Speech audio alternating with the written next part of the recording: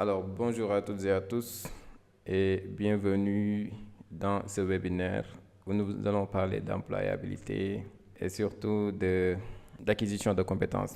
Voilà, donc le webinaire porte sur intitulé de zéro à employable en 90 jours, donc les métiers du numérique qui recrutent en Afrique en 2026. C'est une séance très importante qui nous réunit. Nous allons tout d'abord parler d'employabilité, de compétences, des métiers qui recrutent et comment acquérir ces compétences. Et une fois on a acquis les compétences, comment est-ce qu'on va faire pour pouvoir se démarquer et être recrutable. Donc moi, je suis Libastiam, je suis le fondateur de Womat. Donc je m'active dans la tech depuis il y a à peu près 6 ans. Donc depuis 2019, j'ai commencé mes premières expériences professionnelles en tant que développeur, en tant qu'entrepreneur, surtout actuellement en tant que formateur. Donc, je suis le cofondateur de Womat. Pour ceux qui ne connaissent pas Womat, Womat c'est une startup tech qui accompagne les jeunes dans l'employabilité, surtout dans les métiers du numérique. Nous donnons des formations, à savoir le développement web, l'analyse de données, le marketing digital, l'intelligence artificielle, entre autres, pour vous permettre tout simplement d'être employable et de trouver vos premières opportunités. Donc nos objectifs, c'est tout simplement de vous accompagner vers vos premières expériences professionnelles. Ou bien si vous voulez aussi faire une transition, donc nous vous accompagnons à avoir les compétences demandées dans le marché tech pour pouvoir être employable dans ce secteur. Alors ce webinaire a pour objectif de vous faire connaître les métiers qui recrutent le plus et de vous expliquer comment est-ce que vous pouvez faire pour pouvoir être apte et employable dans ces métiers et comment vous allez aller chercher ces opportunités et comment vous allez trouver rapidement une opportunité. Donc nous aurons aussi un roadmap de 90 jours que nous allons vous proposer qui va vous permettre tout d'abord de vous former. Après formation, de pouvoir scraper le web, découvrir de nouvelles opportunités et comment aussi vous allez vous positionner et comment vous allez vous vendre en tant que demandeur. Voilà donc ce que nous allons apprendre concrètement dans ce webinaire. Dans un premier temps, nous allons essayer de voir les chiffres réels de l'employabilité en Afrique et surtout au Sénégal. Donc de parler de chômage, de parler d'employabilité sans pour autant parler de données réelles. Donc nous, ce que nous n'allons pas faire, nous n'allons pas venir vous parler d'employabilité, di leen wax suñuy xalaat, ainsi de suite. Donc nous allons mettre sur la table des données réelles qui vont vous permettre de comprendre réellement l'enjeu, ce qui se passe derrière, comment est-ce que les choses se passent, quels sont les chiffres exacts, quel est l'état d'avancement et pour pouvoir comprendre exactement comment est-ce que vous allez vous positionner.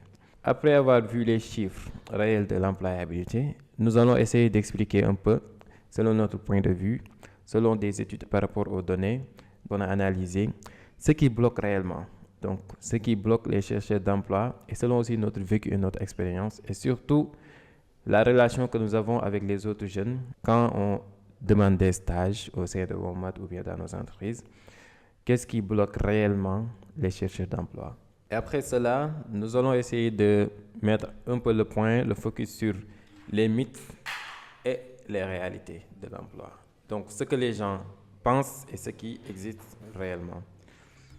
Donc, une fois cela, nous allons voir en quatrième lieu les métiers du numérique qui recrutent le plus. Donc, quels sont les top 7 des métiers qui recrutent? Et dans chaque métier, qu'est-ce qu'on vous demande pour être recrutable? Et après, enfin, nous allons voir la méthode concrète de zéro à l'employabilité en 90 jours et comment utiliser l'IA pour pouvoir optimiser déjà son profil LinkedIn, son profil Upwork, Malte si on a bien le temps. Pour la première partie, nous allons voir des chiffres qui font mal bien évidemment, parce que ce sont des données réelles et vous allez découvrir pourquoi ça fait mal. Donc, réalité de l'emploi en Afrique, surtout au Sénégal. Donc, nous sommes basés sur les données au Sénégal. Donc, on a constaté qu'au Sénégal, il y a 286 169 étudiants inscrits publics et privés. C'était en 2024, donc c'était les données de l'ANSD. Donc, des données bien sourcées et qu'on n'a pas aussi inventées. Donc, parmi ces 286 169 étudiants, nous avons 2495 enseignants, chercheurs, et une ratio de 115 étudiants pour un seul enseignant. Donc, pour les écoles d'ingénieurs, les EPT, ainsi de suite, chaque année, il sort 800 ingénieurs.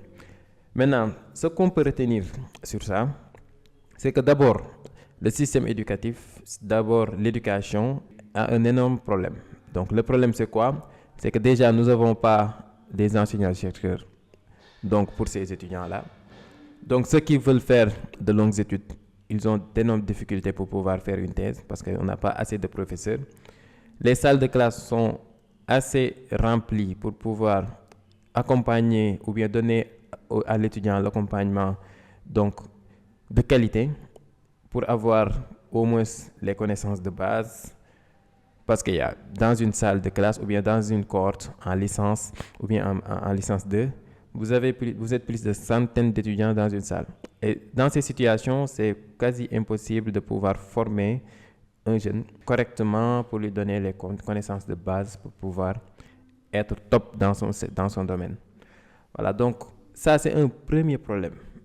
Avant même de parler d'employabilité, avant même de parler de conformité du contenu de la formation vis-à-vis de la demande du marché, donc le premier problème, c'est le nombre exorbitant d'étudiants. Face à cela, le nombre minimum d'enseignants-chercheurs. Il n'y a pas beaucoup d'enseignants, raison pour laquelle les années scolaires tirent en longueur. On n'a pas assez de professeurs. Les étudiants qui font master, il y en a certains qui sont là qui peuvent en témoigner. Donc, ils ont du mal à pouvoir terminer rapidement une année scolaire. Donc, ça, c'est problématique. On retient l'étudiant pendant 4 ans pour une licence et pendant plus de 2 ans pour un master ou bien plus de 3 ans pour un master.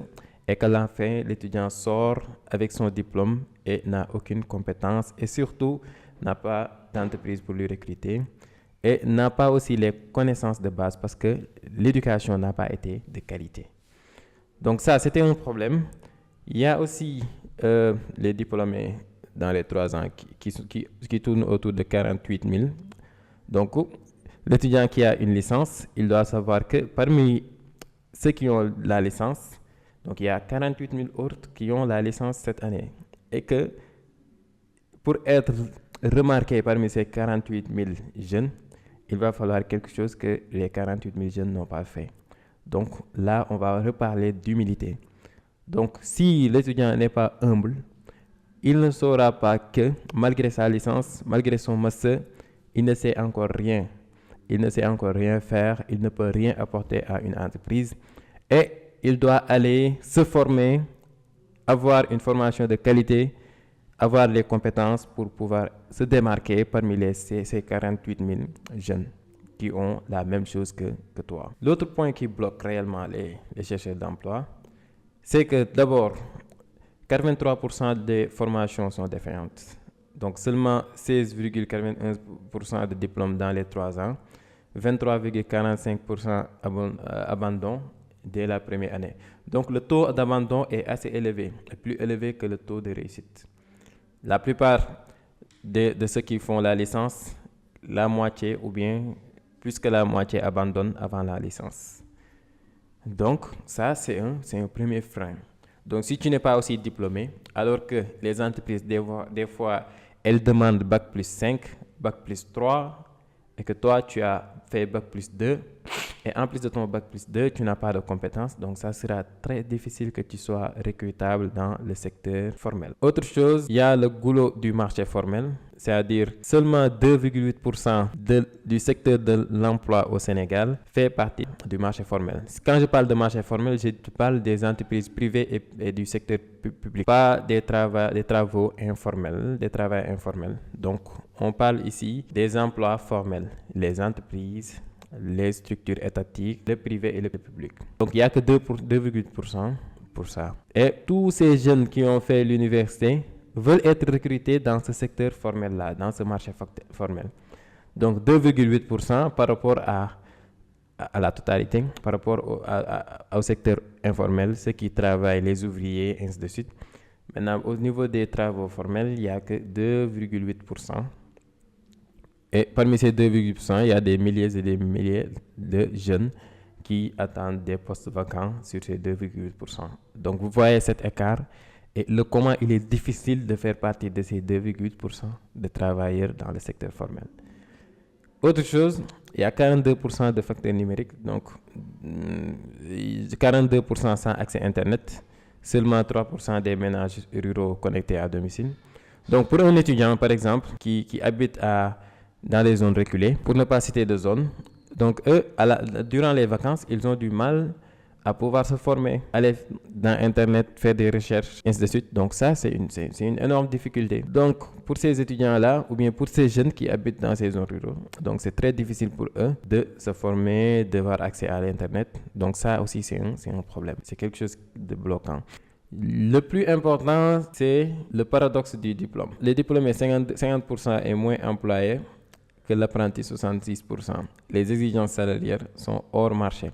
Déjà, les diplômés, la formation qu'ils ont reçue n'est pas adéquate par rapport à la demande du marché. Les entreprises qui recherchent des data analysts, ici au Sénégal, parmi les masters qui existent, il y a combien de masters qui forment en sciences des données? Alors que les entreprises recherchent des data analysts. Ici, on a des masters en géographie, en histoire, en management, en informatique de gestion, et c'est très élargi, c'est très vague.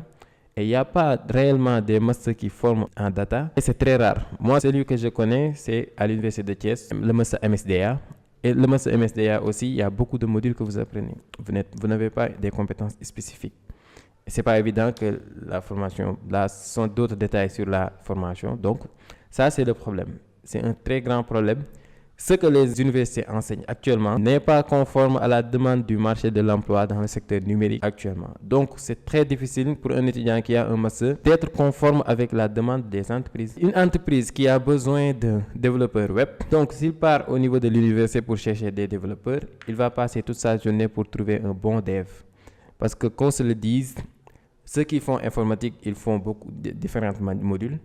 Et ils ont du mal à maîtriser ne serait-ce un des langages de programmation. Donc ça, c'est une énorme difficulté et c'est quelque chose qui freine beaucoup les chercheurs d'emploi. On est diplômé, mais on n'a pas les compétences qui sont demandées au sein du marché. Vous voyez dans d'autres pays, tels que les États-Unis et dans d'autres pays qu'on peut prendre comme référence. Donc ce qu'ils font, ce sont les entreprises qui financent les études des universités. Et ce sont les entreprises qui demandent quels sont les modules qu'on doit enseigner dans les universités. Mais ici, il y a un très grand écart entre ce que enseignent les universités et ce que demandent les entreprises. En dernier lieu, il n'y a pas de financement des PME, surtout ça. Les petites et les moyennes entreprises ne peuvent pas recruter des jeunes. Si je prends le cas de Walmart, le cas de beaucoup d'entreprises qui sont ici à Thiès, ils ne reçoivent pas de financement. Et c'est très difficile pour eux aussi de pouvoir former des équipes de 10 personnes pour payer des salaires. Donc ils vont restreindre les équipes, ne pas recruter parce qu'ils n'ont pas la capacité de pouvoir recruter de nouveaux talents. Donc ça aussi, c'est un énorme problème. Donc vous voyez, l'ensemble de ces problèmes-là fait que un jeune qui est diplômé a du mal à trouver un emploi. Et des fois, les jeunes, ils cherchent jusqu'à ce qu'il y ait désespoir. Ils se désespèrent et dans ce cas, le jeune commence à manquer de confiance en lui, à se dire que ce n'est pas, donc son CV n'est pas bon, donc il n'a pas les compétences, donc il n'est pas apte pour être employable ou pour être recrutable, alors que le problème ne découle pas de lui. Le problème, c'est tout un système. Ce sont des données, ce sont des chiffres qui sont réels, qui sont là, donc ce sont des problèmes qui sont là. Maintenant, le jeune, qu'est-ce qu'il doit avoir en premier lieu? Si je parle de psychologie, donc il doit avoir l'humilité. Se dire que moi je sais rien, je sais encore rien faire. Il doit aussi comprendre où se trouve le mal, où se trouve le problème. Donc le problème se trouve sur ces chiffres-là. Et de ne pas perdre confiance, de garder toujours espoir. Et surtout, d'avoir confiance en lui. De se dire que je dois aller chercher des compétences pour renforcer ma confiance. Et une fois qu'il est confiant, il va continuer à chercher et il saura où chercher exactement. Donc, pas de désespoir. Le problème ne vient pas des jeunes, le problème ne vient pas de vous, le problème vient du système. Le problème est réel et le problème est là. Les entreprises n'ont pas de financement, ils ne peuvent pas recruter beaucoup de jeunes. Donc, il n'y a que 2,8% du secteur formel qui recrute 2000 et quelques jeunes. Donc, ce n'est pas évident que la majorité ait la chance d'entrer dans ces 2,8%. Donc, si on revoit bien les chiffres, même ici, on a 519 346 postes formels. Alors qu'il y a combien d'étudiants? Il y a 286 169 étudiants qui cherchent dans ces 519 390, sans pour autant faire des calculs approfondis. Donc, ces 2800 jeunes cherchent des formations, ça peut même dépasser ces 2800, des formations dans 2,8%, dans un secteur de 2,8%. Donc, c'est évident que la majorité ne puisse pas trouver un emploi. Mais rassurez-vous, il y a des stratégies qui nous permettront d'être employables et de gagner notre vie grâce au métier du tech. Donc, ce que les recruteurs attendent. Donc, la stratégie, c'est quoi? C'est de comprendre déjà ce que les recruteurs attendent réellement de vous. Donc, les recruteurs, ils ne cherchent pas des diplômes, ils cherchent des résolveurs de problèmes. Et quand je parle de recruteurs, bien évidemment, je ne parle pas de ces 599 346 postes vacants, mais je parle des recruteurs qui sont ici au Sénégal et qui sont à l'international. Parce que quand vous êtes dans le secteur du numérique, vous pouvez être recrutable dans le secteur international. Si je vous donne mon cas, moi, après avoir fait mon premier stage ici au Sénégal, donc j'avais arrêté et j'étais parti à l'université pour continuer mon master. Mais à l'époque, j'étais développeur et j'avais gagné mon premier contrat dans une entreprise qu'on appelait Kiritech. Et c'était un contrat freelance et en ligne. Et là, on payait par heure. Si je me rappelle, l'heure, c'était à $5 pour les développeurs juniors, je pense bien. Donc, si je ne me trompe pas. Donc, ça faisait énormément d'argent dans le mois. Donc, par souci de connectivité, j'étais à Ziguinchor. Donc, à un moment donné, je n'avais pas une bonne connexion. Donc, c'était très difficile pour moi de faire des veilles et de compléter des tâches.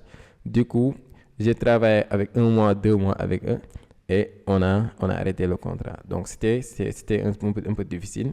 Mais là, c'était une opportunité juste pour vous montrer que vous avez la possibilité de trouver de l'emploi hors du pays et de rester chez vous et de travailler régulièrement. Ça, c'est un aspect. Autre chose aussi, vous pouvez travailler comme des freelances, gagner des marchés, travailler, gagner votre vie, ainsi de suite. Si on revient au niveau de notre demande, ce que les recruteurs attendent. Les recruteurs ne cherchent pas de diplôme, ils cherchent des résolveurs de problèmes. Quand on parle de résolveurs de problèmes, c'est quelqu'un qui résout un problème dans une entreprise.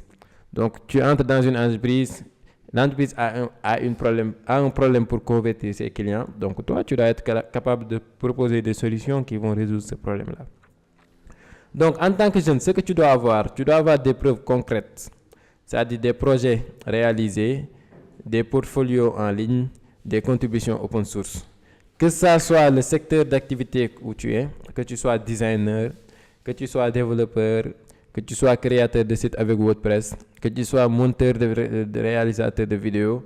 Donc, tu dois avoir des preuves concrètes. Si je suis designer, je dois avoir des affiches que je publie peut-être sur les réseaux sociaux. Donc, ça, ce sont des preuves concrètes. Si je suis développeur, je dois avoir des projets qui sont réalisés, des portfolios en ligne, des projets sur GitHub, ainsi de suite. Donc, ça, ce sont des choses concrètes. Et cela fait de vous donc cela prouve que vous avez déjà des expériences, vous avez fait quelque chose dans votre domaine. Il y a aussi la capacité à apprendre vite et s'adapter aux outils qui changent. Donc il faut que vous ayez les compétences, les techniques d'apprentissage très rapides, donc qui sont différentes de l'apprentissage que vous avez eu au niveau de l'enseignement général. Donc savoir comment apprendre rapidement et comment monter en compétences dans un laps de temps. Autre chose, c'est aussi avoir des soft skills, de communication, l'autonomie et le respect des délais, savoir respecter les délais, surtout ce point-là. Donc là, vous ne devez pas attendre être en entreprise pour pouvoir développer ces soft skills, ces compétences transversales. Parce que la plupart de ce que je constate moi, c'est que les jeunes qui font chez moi un stage, donc ils attendent que je leur demande de faire telle ou telle chose. Et le pire, lorsque tu les laisses en autonomie, lorsque tu les responsabilises, sans pour autant leur donner des suggestions, être dur avec eux, ils ne travaillent pas comme il se doit. Donc la plupart d'entre nous jeunes, ce qu'on fait, on a l'habitude que si nous gëddul rek wala ñu forcer ñu def dara, quand on ne contraint pas, on ne travaille pas, on ne fait pas ce qu'on doit faire. Donc, cette attitude, il va falloir que vous la supprimez dès maintenant. Vous essayez d'être autonome, de développer votre compétence en communication, récemment, je vous pose la question à savoir où est-ce qu'on s'était arrêté. La majeure partie d'entre vous ne peuvent pas s'exprimer parce qu'ils ont peut-être peur d'ouvrir leur micro et de parler. Donc ça aussi, c'est problématique. Et surtout de respecter des délais. Quand on vous demande de faire des tâches, vous les faites à temps réel, ainsi de suite. Voilà ce que les recruteurs attendent de vous. Donc, une présence digitale professionnelle, pas une présence digitale quelconque. Donc, publier des photos de toi, des selfies, non. Mais faire des publications professionnelles, parler de ce que vous faites, ce que vous réalisez au quotidien. Donc, un jeune peut être en chômage et être actif dans les réseaux. Et quand on n'a pas du travail actuellement, quand on n'a rien à faire, quand on vient de terminer nos diplômes, on a largement le temps pour pouvoir développer notre branding personnel. Donc, comment est-ce qu'on peut développer notre branding personnel? Donc, il va falloir qu'on apprenne, qu'on fasse des certifications en ligne, des formations, qu'on partage ce qu'on découvre, qu'on publie des publications, fasse des publications très pertinentes dans les réseaux professionnels tels que LinkedIn, GitHub, ainsi de suite. Et surtout aussi l'anglais professionnel. Donc, essayez de pouvoir lire des documentations en anglais, ainsi de suite. Alors, il y a une donnée clé très essentielle. 85% des offres IT sont difficiles à pourvoir, non pas par manque de candidats, mais par manque de compétences adaptées. Donc, 85% des offres IT. Quand on parle des offres IT, ce sont des offres dans le secteur du numérique. Donc, 85% entre ces offres n'ont pas une difficulté à pourvoir, non pas par manque de candidats, mais par manque de compétences adaptées. Donc, les entreprises, elles recherchent des jeunes qui ont de la compétence. Mais par contre, elles n'arrivent pas à trouver ces jeunes compétents-là. Nous, ça nous arrive. Donc, tu veux un community manager, donc quelqu'un qui va gérer tes réseaux sociaux. Si la personne n'est pas assidue, donc l'assiduité, c'est une compétence. Si la personne ne respecte pas les délais, le respect des délais n'est une compétence. Et si la personne aussi ne sait pas construire des designs de qualité, de faire le montage vidéo, de pouvoir rédiger des plannings éditoriaux, est-ce que tu vas recruter cette personne? Tu ne vas pas le faire parce que si tu la recrutes, tu seras obligé de former la personne et s'il n'est pas assidu, même quelle que soit la formation que tu vas lui offrir, cela n'aura pas d'impact. Et l'entreprise va perdre du temps et va perdre aussi de l'argent. Donc l'entreprise attend des jeunes qui sont compétents. Et un jeune compétent, comment on peut le remarquer? On le remarque de par ses actions, de par ses publications, de par ses réalisations et surtout de par son comportement. Voilà, donc j'espère que pour la partie 1, c'est clair pour vous. Donc parlons un peu des mythes et des réalités.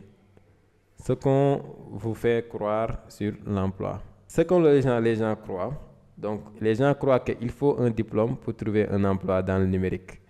Un métier comme tu n'as pas besoin de trouver un diplôme pour trouver un emploi, surtout dans le secteur du numérique. Parce que dans le secteur du numérique, ce qu'on attend, comme je l'ai dit, les entreprises attendent des jeunes compétents. Donc lorsque tu as de la compétence, c'est top.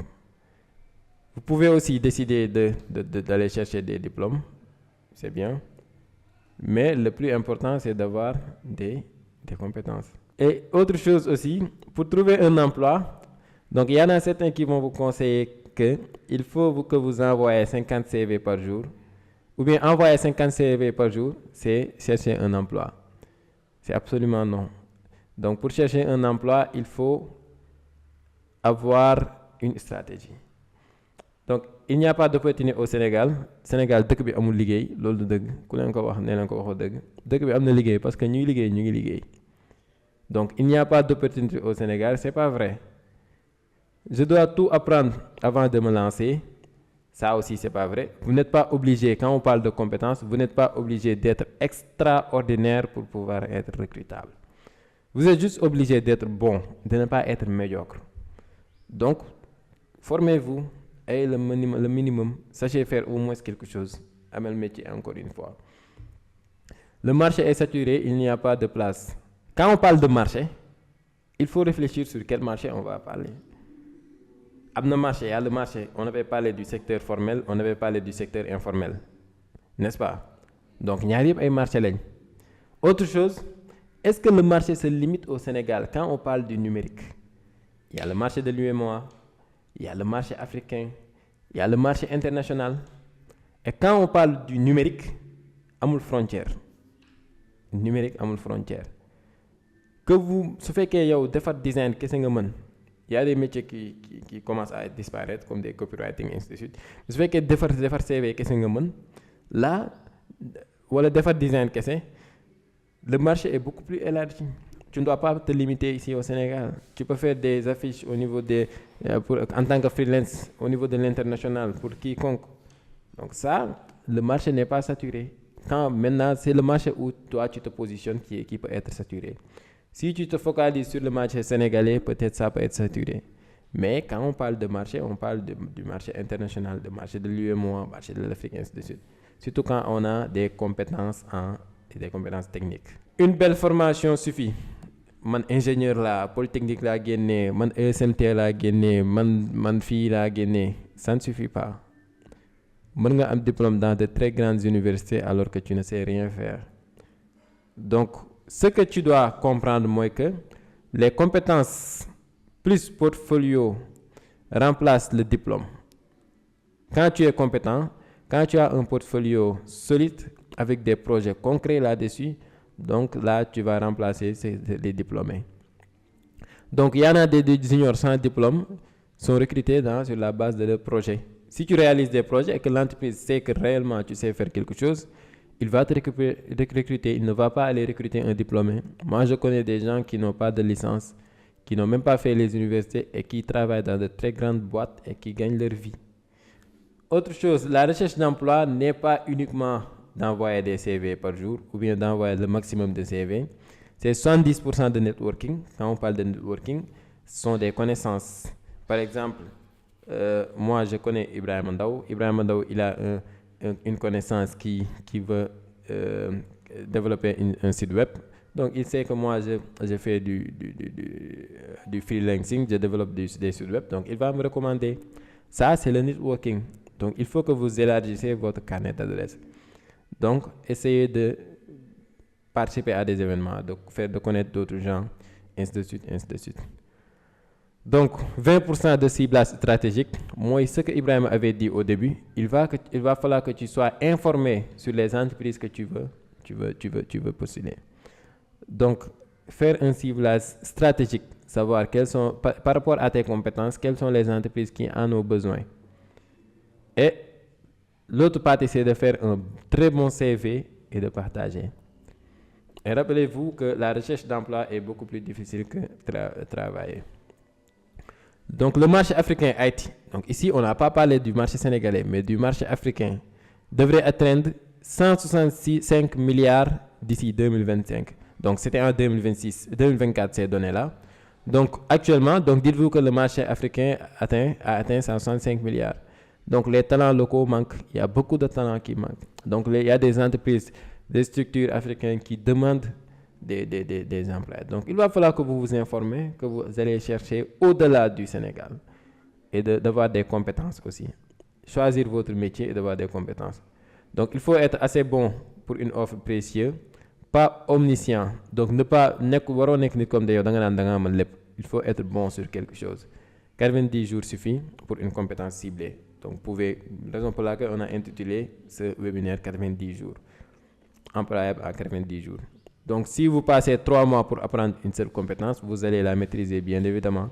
Et si vous maîtrisez cette compétence-là, vous allez pouvoir maximiser vos chances pour pouvoir trouver un emploi ici au Sénégal ou bien à l'international. 85% des postes IT sont difficiles à pourvoir. Le problème, pas assez de profils qualifiés. On le répète. Les entreprises ont du mal à trouver des profils qualifiés. Jusque-là. Une formation sans projet concret, CV vide, les recruteurs veulent voir, pas lire.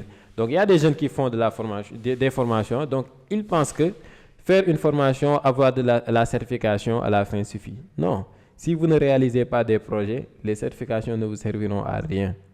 Donc, la plupart des jeunes, moi, qui font des formations sur moi, à la fin, ils me demandent des certifications, etc. Et la majeure partie de ceux qui demandent des certifications sont ceux qui n'étaient pas assidus au niveau des projets. Donc, il va falloir que vous réalisez des projets concrets. Donc, les projets valent 1000 fois que les certifications. Vous n'allez jamais partir dans un entretien et qu'on vous demande vos certifications. Jamais. Mais par contre, lorsque les recruteurs essaient de vous recruter, ils vont aller chercher qu'est-ce que vous avez réalisé auparavant. Et ils vont se baser sur ça pour dire si oui ou non s'ils vont vous recruter. Et lorsqu'ils voient votre CV, ils ne vont pas s'attarder sur la partie éducation, ils vont s'attarder sur la partie expérience. Et dans la partie expérience, si vous n'avez pas encore d'expérience, je le répète, avoir de l'expérience ne signifie pas travailler pour une entreprise, mais avoir de l'expérience, c'est de réaliser des projets concrets, faire des affiches, faire des sites web, monter des vidéos, ainsi de suite, ça, ce sont des expériences. Donc, combien d'heures faut-il investir réellement? La vérité que personne ne vous dit. Minimum 15 heures par semaine pour une progression réelle en 90 jours. Donc, si je me rappelle bien, avant que je me lance dans l'entrepreneuriat, donc, je cherchais de l'emploi. Et à l'époque, je trouvais des entretiens. Je faisais des entretiens, bien évidemment. Mais comment est-ce que je faisais pour trouver? Je passais de 9h à 17h à ne faire que deux choses. Rédiger ma mémoire et postuler sur les entreprises. Donc, je postulais jusqu'à ce que je ne me rendais même pas compte sur combien d'entreprises je postule. Donc, je passais énormément de temps à rechercher et à postuler. Maintenant, si vous pensez que vous allez attendre des offres d'emploi, on vous dit que telle entreprise recrute, vous allez aller déposer votre CV et que vous allez recruter par miracle. C'est absolument faux. Donc, vous ne serez pas recruté par une seule dépôt. Si vous le faites, dites-vous que vous êtes hyper méga chanceux. Donc, il va falloir que vous postulez sur des centaines d'entreprises qui demandent ce que vous faites et pour avoir la chance de faire 2 à 3 entretiens. Et parmi ces 2 à 3 entretiens, vous pouvez tout perdre et vous pouvez aussi avoir la chance de décrocher un emploi. Donc, la recherche d'emploi, c'est quelque chose qui demande un investissement. Un investissement en soi et un investissement en temps. Donc, ce que je vous recommande, tout d'abord, c'est de faire une formation apprentissage actif, 6 heures par semaine, cours tutoriel exercice, surtout exercice. Donc, ciblez un emploi et faire une formation active sur ça. Deuxièmement, il faut pratiquer sur des projets réels. Vous pouvez voir l'association de votre quartier. Vous avez des compétences dans le secteur du numérique, proposez-les. Vous avez vos activités professionnelles, proposez-les. Vous avez une vendeur de tchaf dans votre quartier, proposez-lui une solution. Faites une affiche, faites quelque chose, ainsi de suite. Donc, je donne l'exemple le plus simple. Et il y a différents secteurs que vous pouvez faire. Autre chose, c'est le networking, le réseautage. Essayez d'avoir des connaissances, de faire partie des forums, de discuter avec des gens qui font la même chose, qui sont dans le même secteur. Et ainsi de suite, et faire des recherches très approfondies, des veilles technologiques pour voir qu'est-ce qui se passe dans le marché, quelles sont les demandes, ainsi de suite. Et après le personal branding, 1 heure par semaine. Donc, vous pouvez prendre 1 heure de temps pour travailler sur un post, partager sur un sujet. Vous êtes développeur, vous allez parler de HTML, CSS et vous faites une publication. Vous êtes designer, vous allez parler des erreurs que les designers et vous faites une publication. Donc là, vous montrez ce que vous sachez faire, ce que vous avez en vous. Et si vous n'avez pas fait une bonne formation, donc les formations sont disponibles en ligne, on va y revenir. Donc vous n'allez pas pouvoir parler. Si vous ne vous formez pas et que vous n'avez rien en tête, vous n'allez pas pouvoir publier sur les réseaux. Donc si tu essaies de publier sur des réseaux et que tu vois que là tu bloques, dis-toi que tu n'as pas fait une bonne formation. Donc, il va falloir que vous faites des introspections, vous posez les bonnes questions pour savoir ce qui vous manque, qu'est-ce que vous avez, ainsi de suite. Alors, nous allons voir les métiers du numérique qui recrutent le plus en Afrique. Voyons les top 7 des métiers. Premièrement, on a développeur web mobile, donc demande en Afrique de l'Ouest. Son salaire dans le marché local, donc on parle du marché de l'Afrique, pas du Sénégal uniquement. Donc, c'est entre 200 000 et 2 millions francs CFA le mois. Donc, pour le marché international, ils peuvent payer entre $800 jusqu'à $3,000 le mois. Temps de formation, donc vous pouvez vous former en développeur web. Donc, pas développeur web full stack, mais développeur web peut-être front-end ou back-end en 60 à 90 jours, sans diplôme requis, accessible dès maintenant. Postes vacants, il y a plus de 5000 postes en 2026. HTML, CSS, outils HTML, il faut maîtriser HTML, CSS, React, Node.js, ainsi de suite. Pour les écoles, il y a WOMAT, technologie. GoMyCode, il y a Simplon, il y a Sonatel Academy. Data Analyst. Donc, actuellement, on note une très bonne croissance sur le métier de Data Analyst. Avec l'arrivée de l'IA, ainsi de suite. Le marketing digital, on a besoin du Data Analyst, ainsi de suite. Donc, salaire 340 000 à 1 400 000. Matière internationale, 600 000 $. Et 60 à 82 jours pour l'apprentissage. Rarissime en Afrique de l'Ouest. Donc, rarissime autant pour moi en Afrique de l'Ouest. Le profil est très rare, le profil de data analyst. Il n'y a pas assez de data analyst par rapport aux développeurs web. Il y a beaucoup de développeurs web, mais concernant les data analysts, il n'y en a pas beaucoup. Donc, il faut maîtriser Excel, SQL, Power BI. Banque, finance, les banques recrutent, les finances et télécom, les secteurs qui recrutent.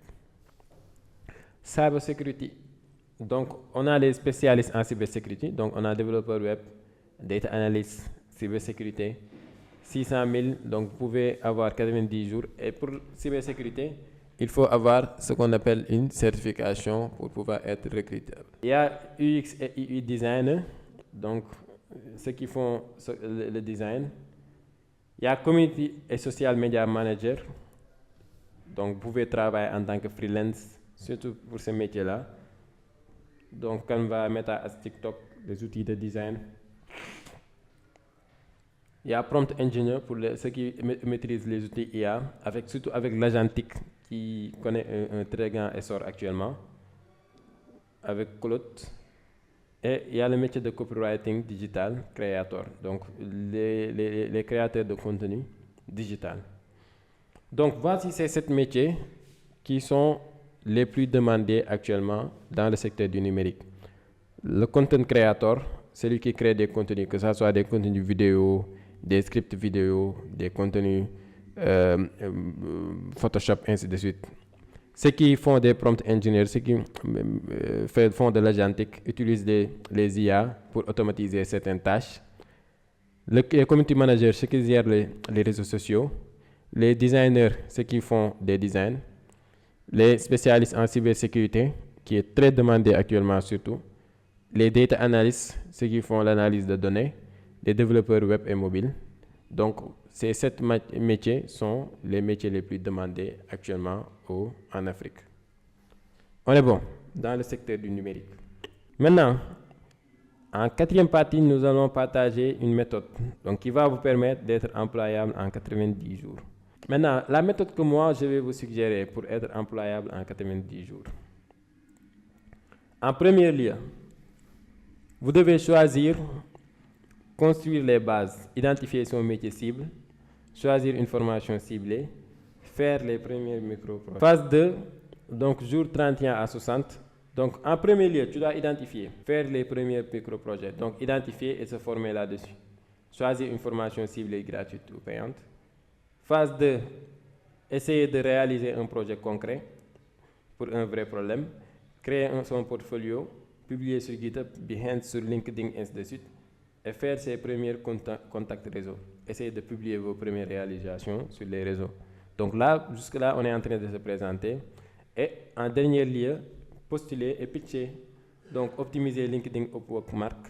Upwork, ce sont des plateformes de publication pour postuler. Candidater de façon ciblée, 10 offres qualifiées sur 100 CV. Préparer les entretiens. Proposer ses services en freelance. Donc, une fois que vous avez déjà identifié votre métier, vous suivez des formations gratuites. Là, vous allez essayer de faire une deuxième partie, une deuxième phase de formation qui va vous permettre de former en réalisant des projets. Le learning by doing. Former à réaliser des projets, créer un portfolio, publier sur des plateformes telles que GitHub, ainsi de suite. Et à la fin, commencer à optimiser votre profil sur les réseaux, à faire votre personal branding et à postuler sur des offres d'emploi. Donc, si vous suivez ce roadmap en 90 jours, donc, votre objectif sera au moins d'avoir une mission rémunérée ou une offre reçue en 90 jours. Soit vous avez une mission ou bien une offre. Donc, j'ai aussi préparer des guides complets qui vous permettront de pouvoir apprendre un métier et de vous préparer dans ce secteur. Donc, ou apprendre gratuitement ou presque. Pour apprendre gratuitement le développement web, il y a des plateformes comme FreeCodeCamp que vous pouvez utiliser. Il y a une plateforme qui s'appelle The Odin Project. Il y a Sonatel Academy qui recrute. Pour apprendre l'analyse de données, il y a Google Data Analytics certification, les certifications de Google qui sont gratuites. Il y a IBM Data Science, il y a FastAI gratuit et il y a Kaggle Learn pour les métiers de l'IA. Kaggle. Pour la cybersécurité, il y a TryHackMe qui offre des formations gratuites. Cisco CyberOps et ComptAI Security aussi qui offre des formations.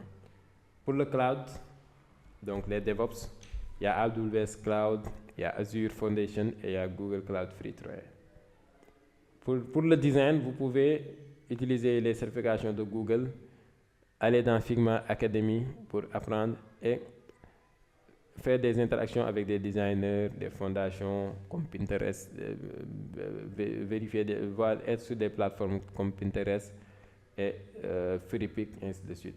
Voilà, donc, comment est-ce qu'on peut optimiser? Donc, je pense que ça, c'est l'avant-dernière pratique. Comment optimiser son profil LinkedIn avec Upwork, et son profil Upwork et son profil Malte avec l'IA. Déjà, pour cette partie-là, je vous ai préparé un ensemble de prompts que vous pouvez utiliser. Voilà, je pense, voilà. Je vous avais partagé un ensemble de posts pour pousser votre employabilité que je vais vous présenter tout à l'heure pour que vous puissiez l'utiliser. Okay, donc, il va falloir comprendre que l'IA doit être votre assistant 24 heures sur 24. Donc, vous devez apprendre à vous servir stratégiquement. Donc, vous pouvez utiliser l'intelligence artificielle pour rédiger et optimiser votre CV et surtout votre profil dans les différentes plateformes. Préparez vos entretiens. Donc, vous pouvez demander à l'IA de vous préparer vos entretiens pour un poste spécifique. Analyser des offres d'emploi. Apprendre à coder et n'importe quelle aussi compétence. Créer aussi du contenu LinkedIn avec l'IA et analyser les données de votre secteur. Donc, si vous avez choisi un métier, vous pouvez analyser les données de ce métier-là. Donc, attendez, je vous partage mon écran sur... Donc là, c'était un kit que je vous ai partagé, un kit de prompts. Donc, qui regroupe un ensemble de prompts. Donc, si vous cliquez sur le bouton, vous avez le prompt. Ici, pour faire le bilan des compétences, vous pouvez utiliser ce prompt-là, l'optimiser pour pouvoir... Donc, et dans ce kit-là vous permettra de mieux comprendre comment rédiger des prompts efficaces, parce que c'est très détaillé. Identifier les métiers du numérique adaptés à votre profil. Donc, vous pouvez donner l'IA à votre profil et lui demander quels sont les métiers qui s'adaptent à votre profil. Et créer un CV. Pour créer un CV, vous pouvez utiliser ces prompts-là. Donc, pour s'entraîner au métier d'embauche, donc si vous avez identifié vos métiers que vous avez commencé, vous pouvez utiliser ces prompts pour vous entraîner. Optimiser son profil LinkedIn et Malte, donc vous pouvez utiliser ce prompt. Et apprendre en continu avec l'IA aussi, vous pouvez utiliser ce prompt. Maintenant, ce qu'on va faire, je pense que là, on est à notre dernière partie. Ce que les recruteurs évaluent en réalité. Donc, tout d'abord, nous avons les hard skills, les compétences techniques, et les soft skills, les compétences comportementales. Donc, vous devez maîtriser au moins un langage de programmation, utiliser des outils collaboratifs, portfolio en ligne, capacité à lire la documentation technique en anglais, connaissance des fondamentaux IA, certification reconnue, Google, AWS, Meta. Maintenant, ça, c'est spécifiquement réservé aux développeurs. Maintenant, pour les designers, vous devez prouver que vous savez faire des designs, vous avez ce qu'on appelle la créativité, ainsi de suite. Pour les data analysts, vous devez aussi voir la liste des compétences, savoir que vous savez faire telle et telle chose. Maintenant, concernant les soft skills, il faut être autonome, comme on l'avait dit au premier, capacité à apprendre seul sans être supervisé. Donc, lorsque vous faites un stage, par exemple, ils ont besoin de te donner des ressources pour que tu puisses aller faire des formations. sans pour autant que tu sois supervisé à chaque moment. Communication claire, écrire un mail professionnel. Même lorsque vous postulez et que vous n'écrivez pas un mail professionnel, là, vous n'avez pas de chance d'être recruté. Maintenant, si vous écrivez des mails professionnels, le recruteur, donc vous maximisez votre chance et renforcez votre crédibilité auprès des recruteurs. Donc, vous devez respecter des délais avoir de l'adaptabilité, c'est-à-dire les outils changent tous les 6 mois. Maîtriser les compétences en intelligence artificielle. Donc, actuellement, les recruteurs, ils ne vont pas accepter les jeunes qui ne maîtrisent pas les compétences de l'intelligence artificielle. Donc, avoir l'esprit collaboratif, capacité de donner et de recevoir, comme le fait Ibrahim Ndao. Donc, actuellement, il est en train de donner et de recevoir. Il communique, il essaie d'échanger. Donc, essayez d'avoir cet esprit de collaboration et surtout la curiosité active. Donc, suivre les tendances, tester les nouveaux outils, ainsi de suite. Donc, vous ne pouvez pas être dans le secteur du tech sans pour autant avoir l'habitude de savoir quelles sont les tendances, quels sont les outils qui changent et de ne pas s'intéresser sur ça. Vous voulez travailler dans le secteur du numérique, mais vous, ce qui vous passionne, c'est le football, ce sont les faits divers. Préfet bi député bi dafa war a taxaw su préfet bi ñëwee wala préfet bi dafa war a toog su député bi ñëwee ainsi de suite yooyu ñoo la intéressé. Donc comment est-ce que tu peux maximiser tes chances pour être recrutable dans ce secteur-là? Donc moi, lorsque je me dis que c'est le développement web qui m'intéresse, quand j'entre dans les réseaux, je vais aller voir les développeurs. Quand j'entre dans tel ou tel secteur, je vais aller voir ce secteur-là. Donc c'est ce qui m'intéresse, ce sera être mon domaine de prédilection.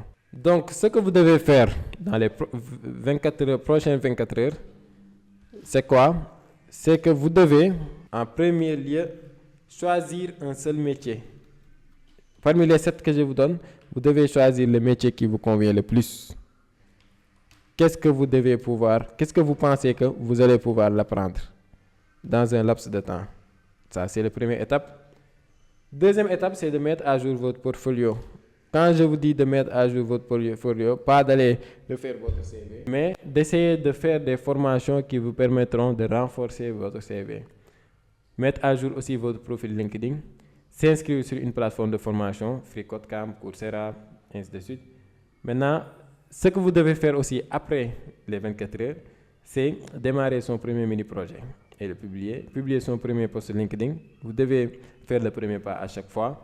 Contactez 5 professionnels du secteur cible sur LinkedIn. Essayez de leur demander des conseils, de leur aussi demander leur avis par rapport à ton projet. Donc 15 minutes par semaine, pas de raccourci, pas de magie, juste de la constance. Restez constant et vous verrez que tout va changer. Donc, je vais terminer pour rappeler que le plus important de tout ça, tout ce qu'on vient de dire, c'est d'avoir l'humilité encore une fois. J'aime bien ce mot. C'est le fait de savoir que là, on ne sait rien, on doit apprendre. Si on a l'humilité d'aller se former, et si on se forme, d'optimiser notre profil, de montrer ce qu'on a fait. Donc là, on va tuer l'humilité. Donc, en quelque sorte, entre guillemets. Et quand je parle de nous, on a l'habitude de confondre bëri kersa ak rester humble. Donc, jarul ngeen di bëri kersa. Quand vous cherchez quelque chose dans le secteur professionnel, vous n'avez pas besoin de montrer que vous êtes un genre qui est une personne qui est bien éduquée, et ainsi de suite. Non, il faut dire ce que vous pensez, oser et s'affirmer. Montrer ce que vous savez faire, se vendre pour pouvoir être recrutable. Après cela, vous allez être constant. Demander, postuler, itérer et ne jamais se décourager. Donc, c'était les 3 étapes à respecter. Maintenant, en ce qui concerne la formation, si toutefois, il y en a des gens qui peuvent se former d'une manière autonome, qui peuvent être des autodidactes, et ceci n'est pas donné à tout le monde. Il y en a certains qui ont besoin de mentors. Maintenant, si toutefois vous avez besoin de mentors, nous sommes là avec l'équipe WOMAT. Donc moi, je suis ouvert à accompagner des jeunes sur ça. Voilà, donc qu'on soit clair. Donc, accompagner sur un programme. Donc d'ailleurs, nous allons lancer un programme de 90 jours pour être recrutable bientôt. Donc, vous pouvez intégrer ce programme-là. Nous allons vous accompagner dans le métier que vous voulez faire, vous accompagner dans votre apprentissage, vous accompagner à faire des projets réels et vous accompagner dans comment vous allez vous positionner dans les réseaux sociaux, comment vous allez développer votre branding et comment vous allez trouver votre première emploi. Donc, merci pour votre aimable attention. C'était tout pour aujourd'hui et j'espère que ça a été top et j'espère que aussi cela vous a bien servi.